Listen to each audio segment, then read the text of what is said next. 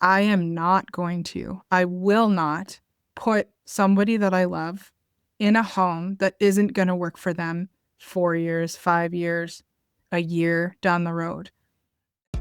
Can I stay? Can I stay? Can I stay? Can I stay? Can I stay? Waji, Mushkegowuk Development or Chelsea Pareko in government standards is my name. Ajijak Dodem, so I'm from the Crane clan. And I'm a member of Missinaba Cree First Nation. My homelands is in the north there, close to a little town called Missinaba. There has been scenarios where houses have been brought in that are not up to withstanding the north, like the cold, withstanding the various environments that we see ourselves in. We have the need for housing within our community. There's land available. The problem is what we've been used to using as the, typical well and septic is what we've known. And I think we got to look at different ways to support the growth that's coming. Louise Fragnito, Chief Administrative Officer for the Township of South Frontenac. A typical piece of land in South Frontenac relies on private servicing, which is well and septic. So automatically, you want to build a single family home, for example, you need 2 acres. It brings, I'm going to say, a lost potential because these lands could be used in a different way. There's significant amount of land available to support future growth, and it's looking at it through a different lens so that we don't continue to lose that potential of what could be to go beyond the well and septic and single family dwelling, bring some density while still keeping our character overall, which is critical for us, not only to support the existing population who wants to stay in the community, but also to support the growth that we know is coming to our community. I'm Lindsay Blair from Rural Unpack Canada. And I'm Candace Larson from One Bowl Housing Corporation. This is Can I Stay? Rural, remote, and ready to build. We'd like to start by acknowledging that we're recording this podcast from the unceded and unsurrendered territory of the Algonquin and Anishinaabe people who have inhabited and cared for these lands since time immemorial. We honor that stewardship, acknowledge the harms of colonization, and commit to walking together in a spirit of learning and healing. Today, we're zooming out on Canada's housing crisis to look at those big, sticky, systemic issues that make it almost impossible for rural, remote, and Indigenous communities to improve access to housing. Looking at systemic issues helps us untangle why housing is in crisis, despite our country having more than enough land, money, and other resources. So on today's episode, we'll be speaking with Albalina Metatawabin, CEO of Mushkegowuk Development Corporation, and Louise Fragnito, CAO of the Township of South Frontenac, 2 women with first-hand experience hitting those systemic roadblocks while working to improve housing options for their residents.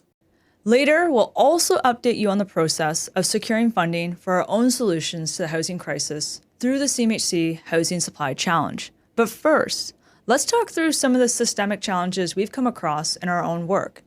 Candace, what do you see as some of the biggest systemic barriers? Well, Lindsay, when we're talking about systemic barriers or challenges to housing within our communities, specifically the northern, rural, remote, and Indigenous regions, what we've seen through and through is that really the economic leakage is a huge factor. Then we get into the pre-existing housing models, which are drag and drop as they normally stand currently. Homes that are built in a factory, they're not built to northern standards in most scenarios. And what we normally see is that they present economic leakage. So it's that building of a home, dragging it up on a truck to a community, and then dropping it in a community. And then really seeing the lack of culturally and climatically appropriate housing. I myself am from a very northern region where a -45 winter is a big reality. And what we see is that most of the drag and drop factory-built modular homes, which are conventionally what's being pumped into northern regions, are completely culturally and climatically inappropriate and inequitable entirely. We see that most communities, especially Indigenous communities in the north, see their homes condemned between year 7 and year 20. That's not average down south.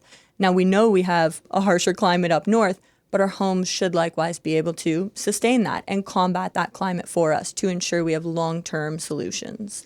So Candace, you said something there, and before I get into our view on this, I actually think it's worth having you explain economic leakage, because it's so important that the viewers understand. Absolutely. Well, and it's something that we understand a lot when we talk Canada versus US. All of us understand that we should be sourcing from Canada as a whole to keep our own country healthy and thriving.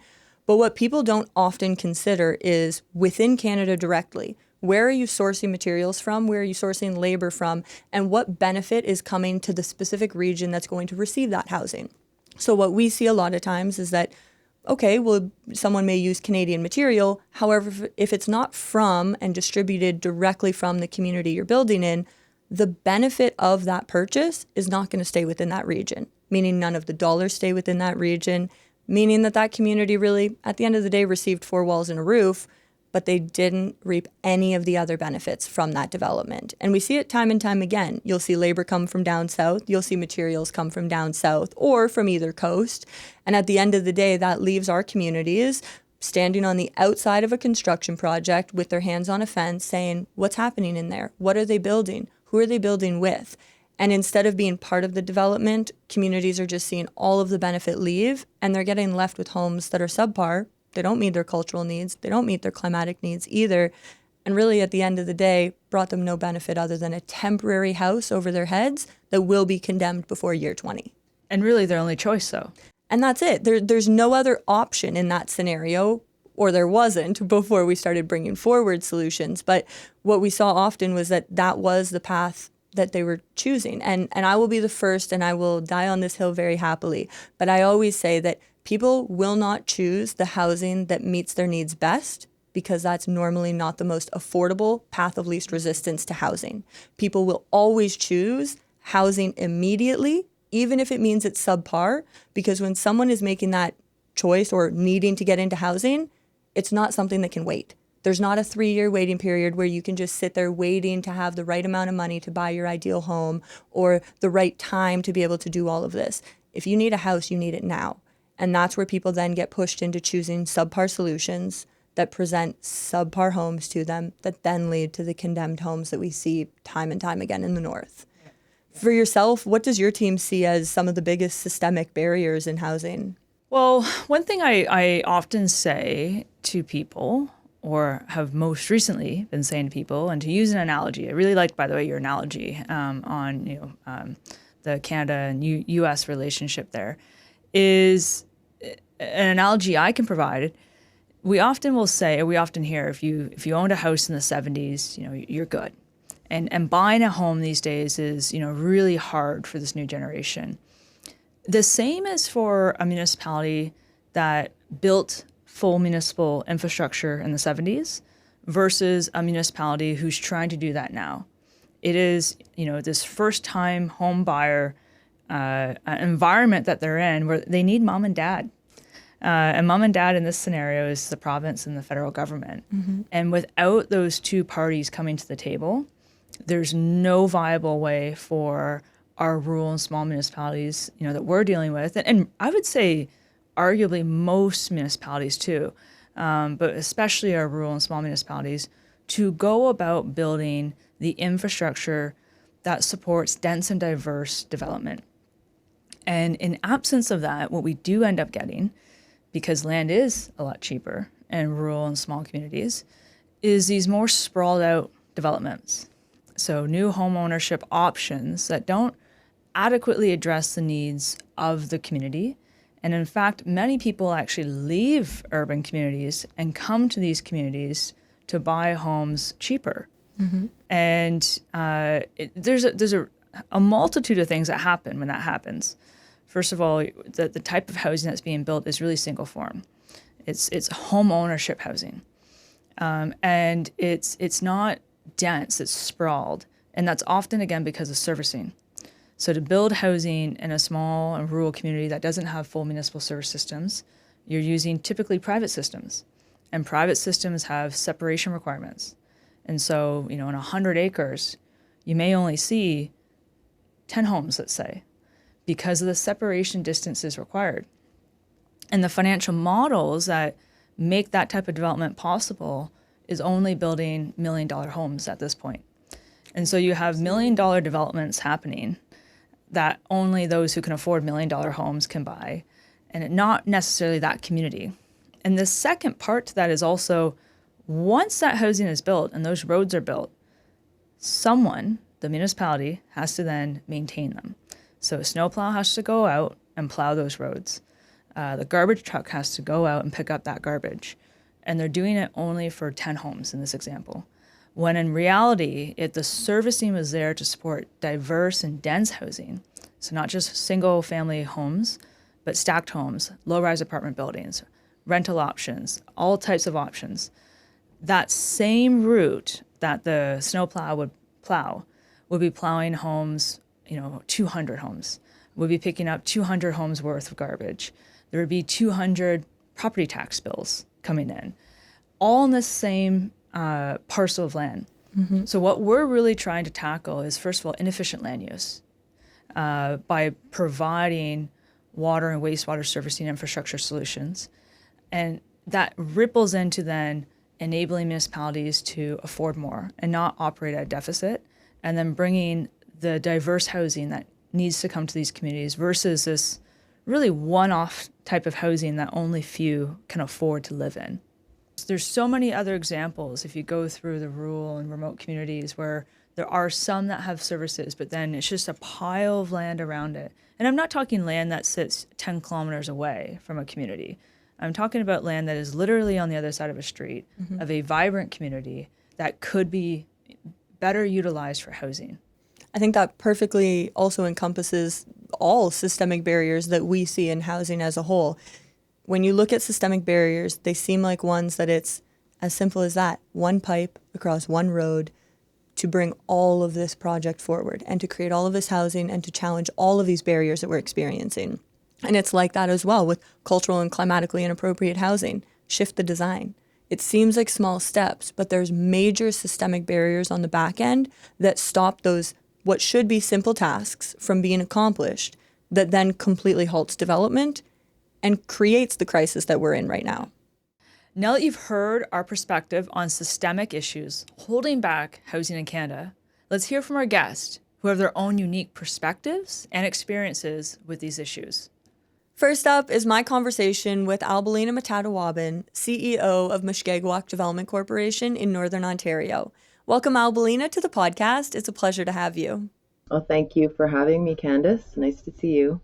Before I just jump into some of the bigger questions, I'll just ask if you can briefly introduce yourself, your role within Mushkegowuk Development Corporation as well. Wache miswe anage miswegandastamek uma kay we anamachagate waska hegan iteke kaishinina no inanoski. So my name is Albalina Metatawabin. I'm originally from Fort Albany First Nation up in the James Bay coast. And so in your current role and as a community member yourself, you really have a bird's eye view on the challenges that creep up within community when you're really trying to improve housing solutions and improve economic opportunities at the same time. Can you touch on what some of the biggest roadblocks are that you've seen directly within community in terms of overcoming those challenges? I think the biggest factor for us is the logistical challenges and also the resourcing for housing in community. So in terms of logistics, I mentioned we are working in the remote, so that brings, higher costs, definitely, moving product, moving people, moving equipment, whatever is required for constructing these housing projects within the communities.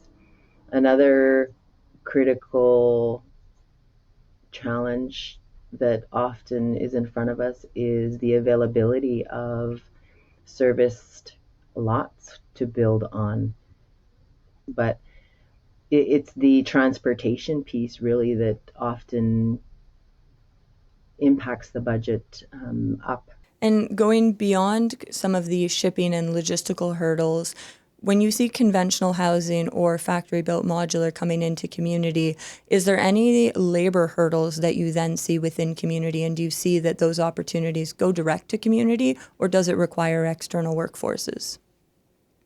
I think it's all depends on the approach you take for housing. So we've been involved in a housing project, and the second phase, we approached it a full turnkey approach. So everything was included within the tender scope that the bidders had to, submit in a proposal.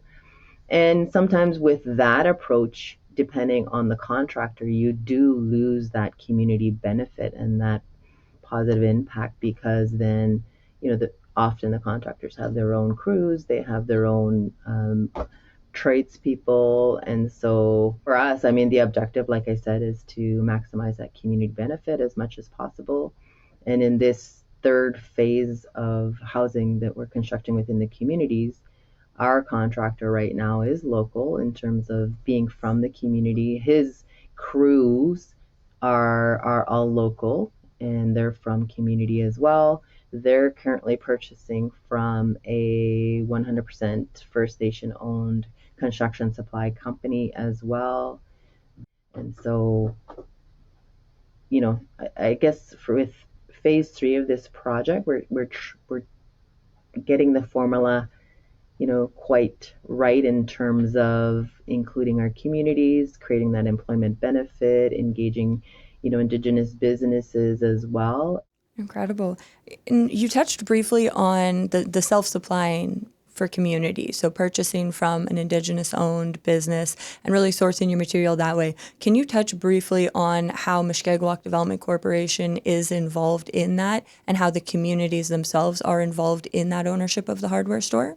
From a high level, it was about economic leakage to start. So where the communities were sourcing, what were they sourcing? Because that's economic leakage. If we could kind of flip that around, turn that into a business opportunity, then they would be buying from themselves or buying a service from themselves. So one of the first businesses that we started to investigate was a construction supply company within the region that had been operating for 40 years. So proven, demonstrated that it was a viable operation. And so that was purchased. And so that has become the vehicle for sourcing construction materials, hardware, and anything else that the communities want to procure or need to procure, because then you have that access to a supplier network. And so that self-supply concept, part of the economic leakage solution, has been in play for over 5 years now for the community. So they're the owners of a retail operation, and recently we've expanded to offer the commercial and industrial sector construction supply as well. And so that, definitely is an area where that wealth creation and added benefit and value to communities is going to transpire. And within community, so you've seen how these projects have rolled out with your skilled construction teams locally, with different training, with the construction and so on. How have you seen that has differed from, let's say, 5 years ago, the housing solutions that were coming into community, in terms of a labor difference and in terms of economic leakage difference as well? We did have a training component in our phase 1. And in phase 3, we also had a training component, and that has been successful. We've offered it in 2 occasions with your help, Candace.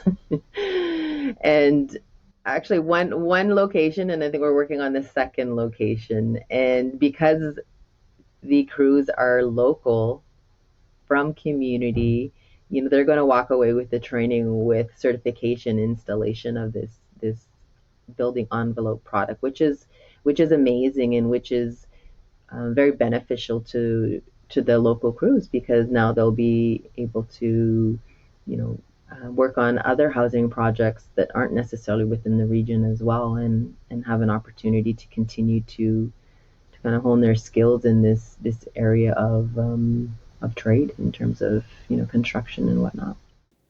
Well, and I do have to jump in and say I think it was incredible to be able to watch the training in Kashechewan and then the training in Moose Factory, and see that with Kashechewan, by day 15, there was a certain level of completion done with the build.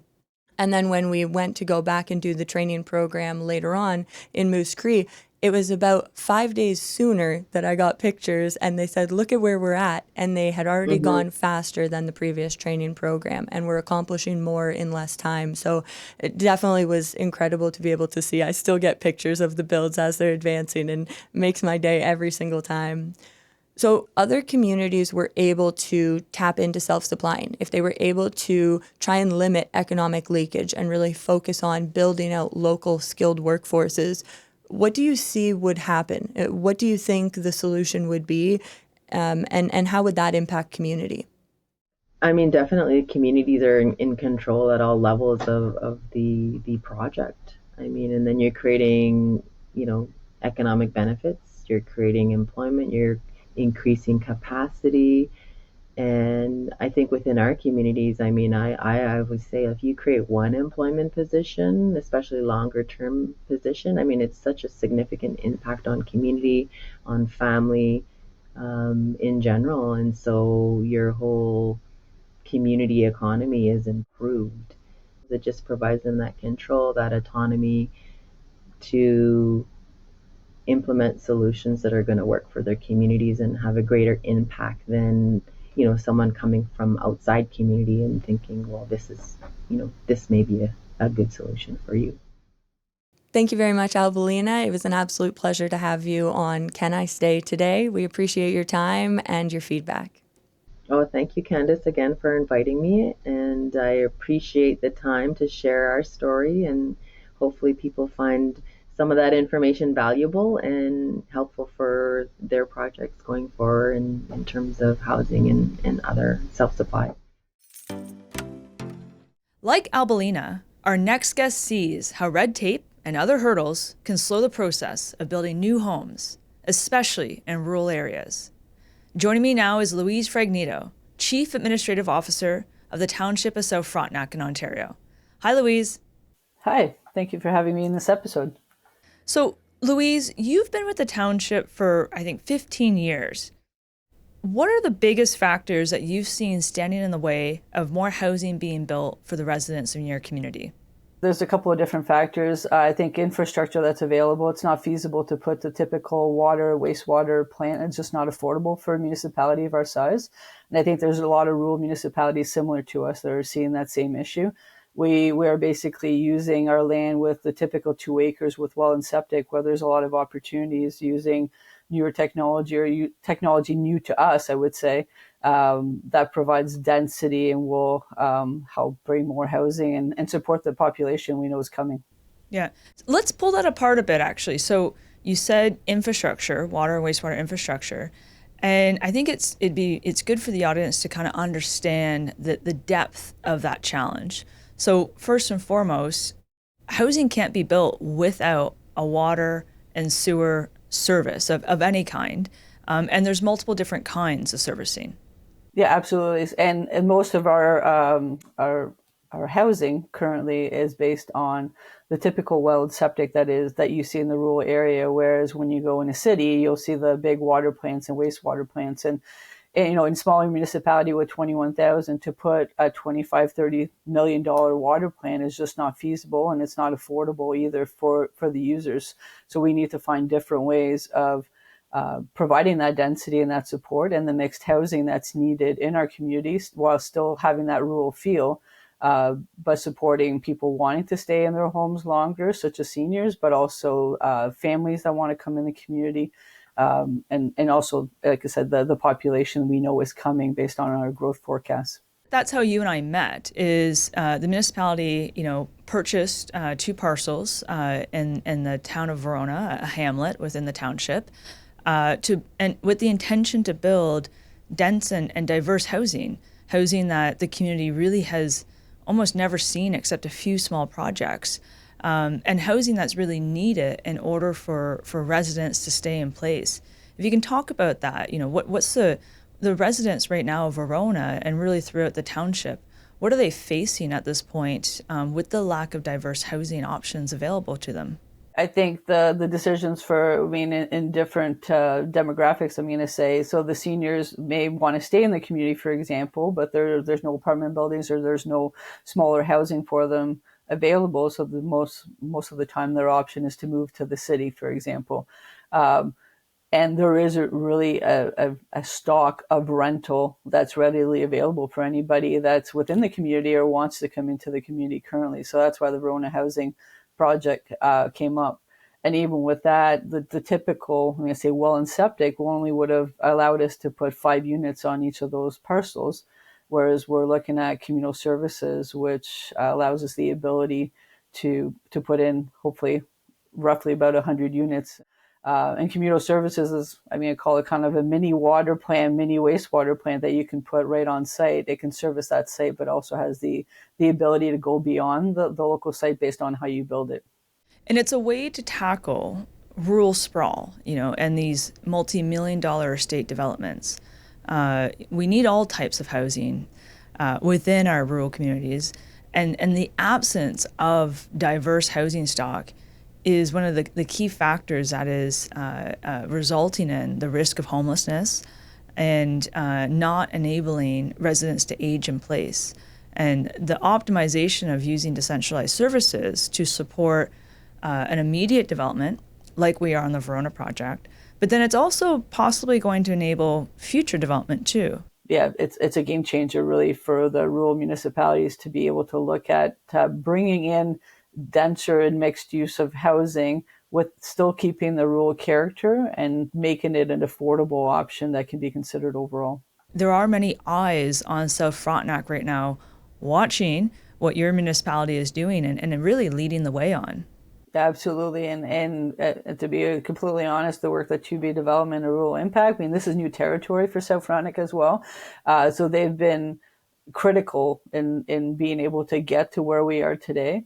And I think even the concept of, a 2-story, 3-story apartment building, making sure that it fits within the rural character and not just looking at it as how much can we cram into to these lands. And I appreciate the shout out to both Rural Impact Canada and 2B Developments. I think you have many hats that you wear already. And the developer is not a hat that you wear, and really not a hat that you're necessarily supposed to wear. And, with Rural Impact Canada and 2B, we kind of say to our municipal clients, especially on the rural impact side, like, let us be that desk. Let us come in and do that desk work for you so that it's not just sitting on the side of the desk and so that it actually gets done. And so our programs provide that map, but then we also come in and do it. Rather than having our own staff or department, we're contracting, Rural Impact and 2B Development to do all that work because they have the expertise and the knowledge for years on doing these similar types of projects. Because there's certainly no expertise in-house to have moved the needle as far as we have in the last year and a half that we've been working together. We'd probably still be at one or two figuring out where to go next, to be honest. So yeah. And the municipality really is championing this along with the county and all the work that the county did to create the Municipal Services Corporation, Frontenac Municipal Services, and to enable the use of decentralized systems. I think I may want to jump into, why is an MSC, FMS, Frontenac Municipal Services Corporation, why is that needed in order for the use of decentralized services to be optimized and utilized throughout Frontenac County? Can you kind of give the audience a bit of an understanding there? For us to do a project like Verona, we are not looking to want to have water and wastewater plants that we need to maintain at a municipal level. So having a centralized Frontenac Municipal Service Corporation that becomes a utility for the Frontenac, that takes over these systems, that has the expertise, that has an operator that will oversee and maintain, ensure all the legislative requirements are being followed, assigning the right user rate so that the long term of all these systems, rather than having municipalities having to take care of a different service that they're not used to. And it's super impressive what the Verona project is highlighting and the work that the county and Frontenac Municipal Services Corporation is doing too. Certainly, anytime we share any communication, it's, you get the emails to say, can I be put on a wait list? And it's like, well, we're not quite there yet. But so there's definitely a lot of buzz, and people are following very closely. Louise, thanks for being here today and sharing information about the Verona Housing Project and the work that South Frontenac is doing with Rural Impact Canada and 2B. It's been an exciting process to be involved in with you so far. Yeah, and it's been great. We're working with Rural Impact and 2B Development. So thank you for having me. And I'd love to come back and be able to, share more as we actually see the construction come to life. Great. Thanks, Louise. Okay, thank you.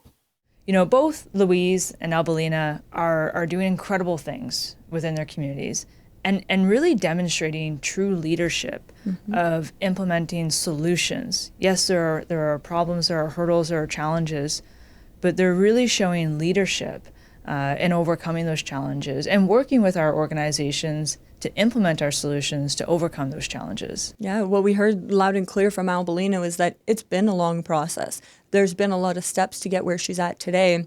And it did require her to actually displace from her community to seek opportunities, but also to actually bring opportunities back to her own community.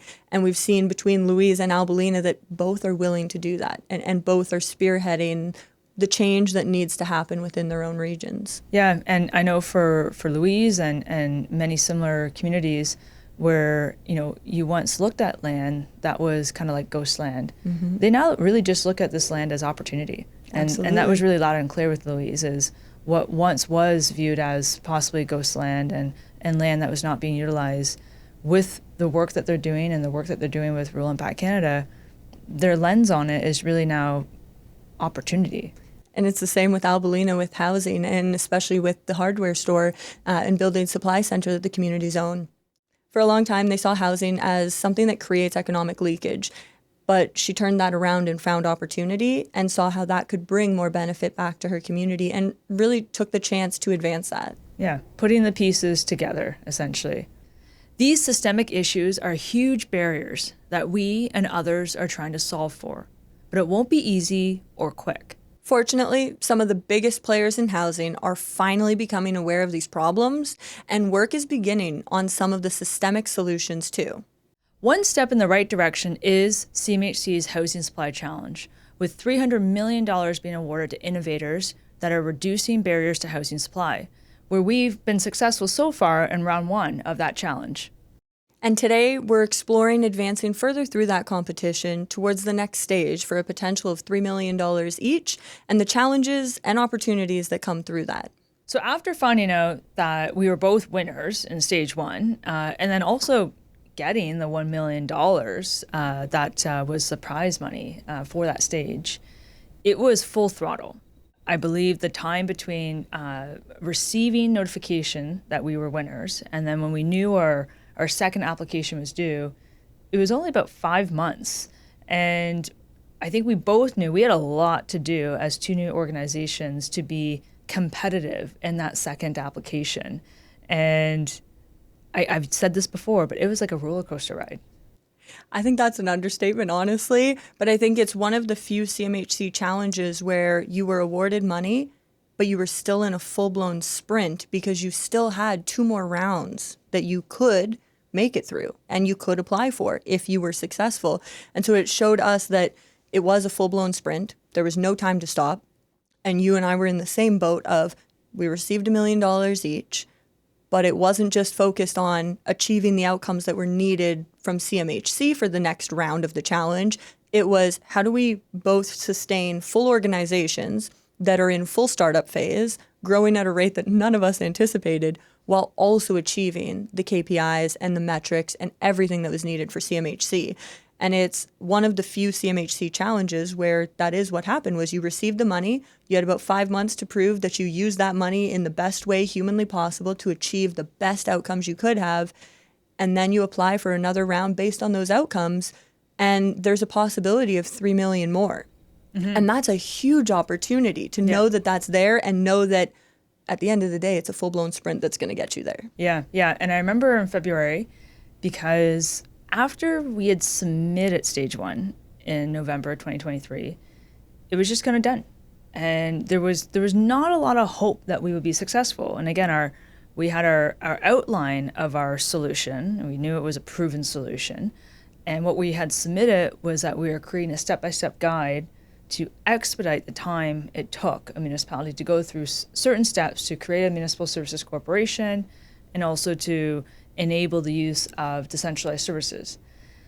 But we did nothing. And when I say we, it was just me at the time. I did nothing after that submission. So when I found out in February that the application was successful, I had to start creating everything with the few members that we were working with at the time, and actually create the product. So there was a lot for us to do, a lot of heavy lifting, while also doing all the things that CMHC wanted us to do, going out to Fredericton, going to Calgary for the FCM conference, practicing pitch decks and all these sorts of things, while also creating our company, like actually creating our company, creating our product, our innovation, in the manner that we wanted to deliver it, and meeting all the requirements that CMHC had of us. At the same time, while also, I was running another organization too, because I didn't know I was going to get this money to create another organization. So I was now running two, and just getting one set up.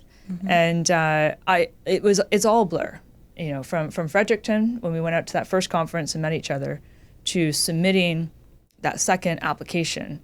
It feels like a blur, but also at the same time feels like it was many, many months. In that 5-month period between receiving the $1 million and needing to do our next application, we ended up having 15 homes that went into communities, and they went up the ice roads. It was one of our most challenging projects yet. It was our largest project to date, and it really was at a key time where we knew as One Bowl that regardless of getting that $1 million, we had to make that project work. And we needed to figure out how to do that. Whether we did that with $0 in the bank account or whether we had funds, we were going to figure it out.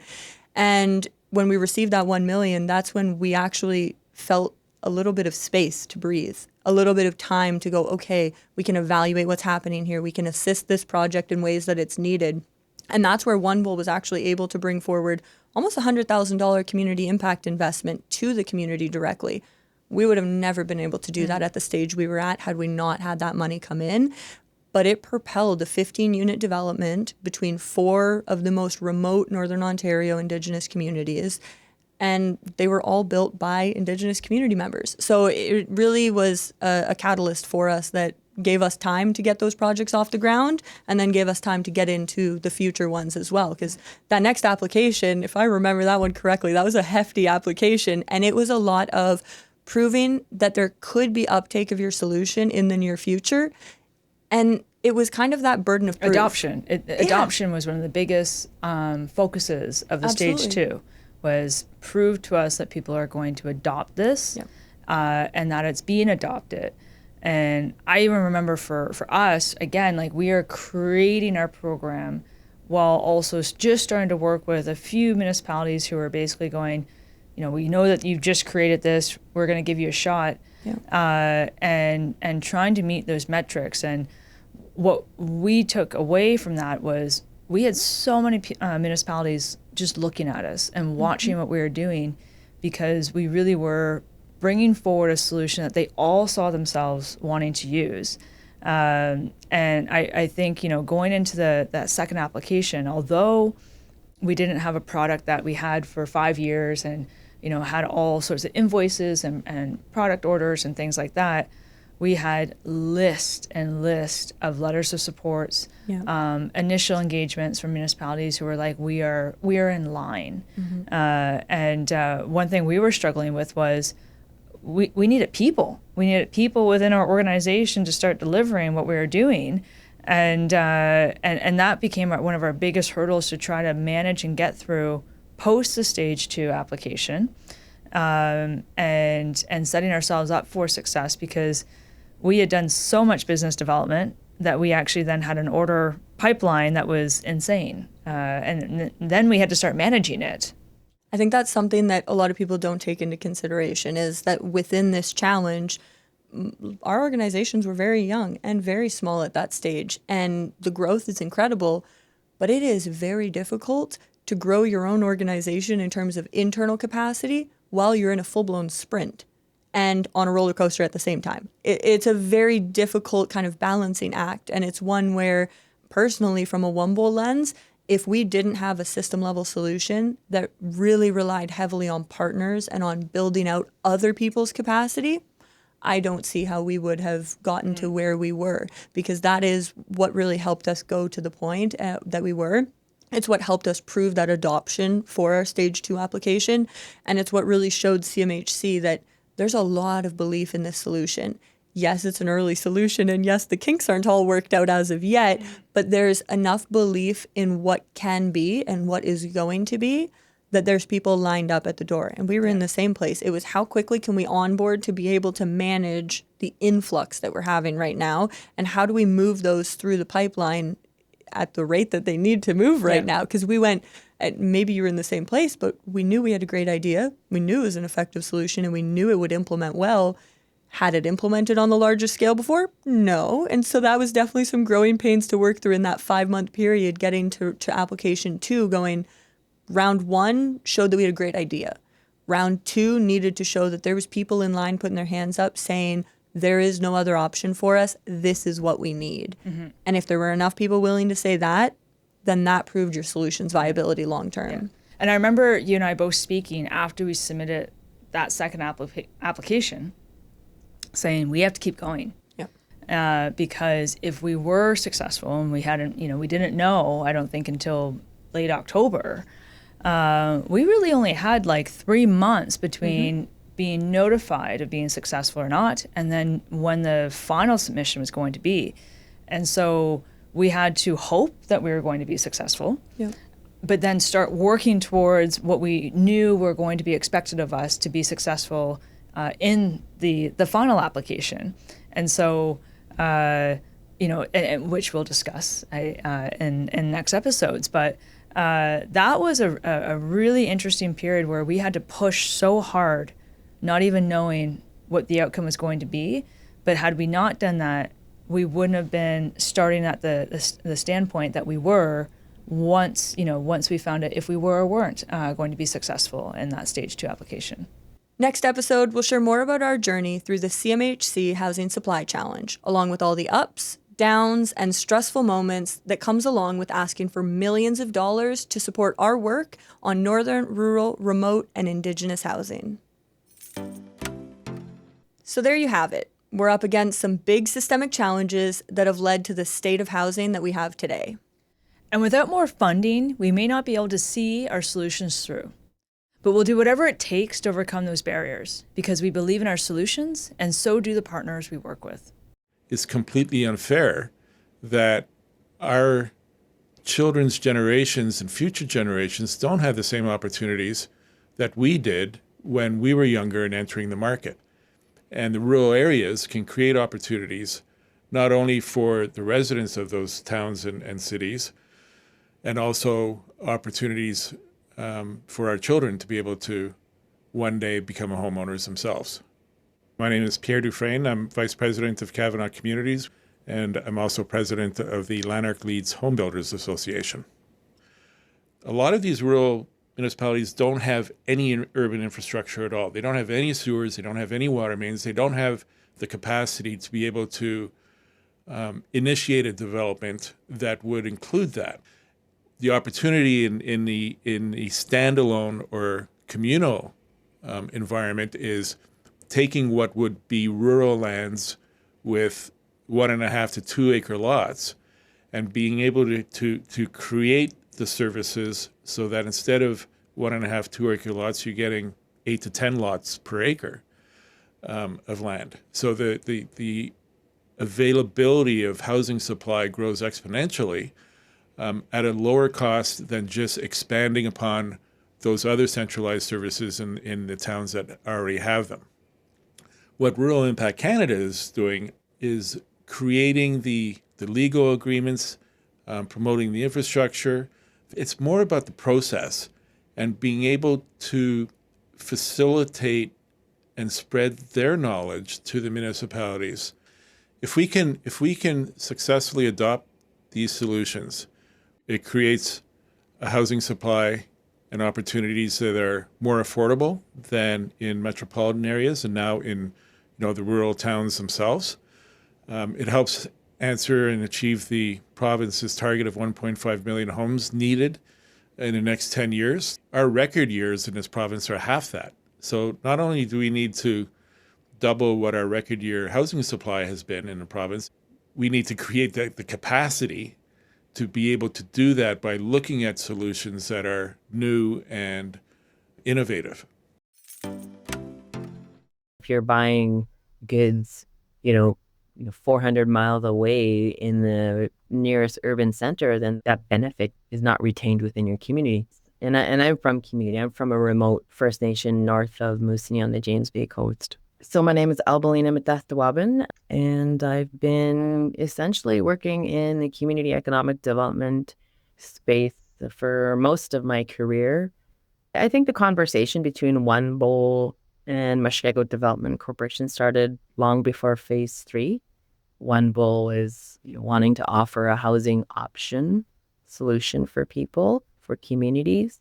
It was a good one to utilize for our hybrid approach so that we could retain those benefits within community. However, save a bit of time on the construction of the housing in terms of utilization of that building envelope from One Bowl. We want to do that Indigenous business to Indigenous business and collaborate with them and create those partnerships. And because the crews are local from community, they're going to walk away with the training with certification installation of this building envelope product, which is amazing and which is very beneficial to the local crews, because now they'll be able to work on other housing projects and have an opportunity to continue to kind of hone their skills in this area of trade. I mean, definitely communities are in control at all levels of the project. I mean, and then you're creating, economic benefits, you're creating employment, you're increasing capacity. And I think within our communities, I mean, I would say if you create one employment position, especially longer term position, I mean, it's such a significant impact on community, on family, in general. And so your whole community economy is improved. That brings us to the end of our second episode of Can I Stay? Rural, Remote, and Ready to Build. We'll be back next week for the next installment of this 5-part series. Today, we talked a lot about the problems with the status quo. So coming up next, we're jumping into solutions, our solutions.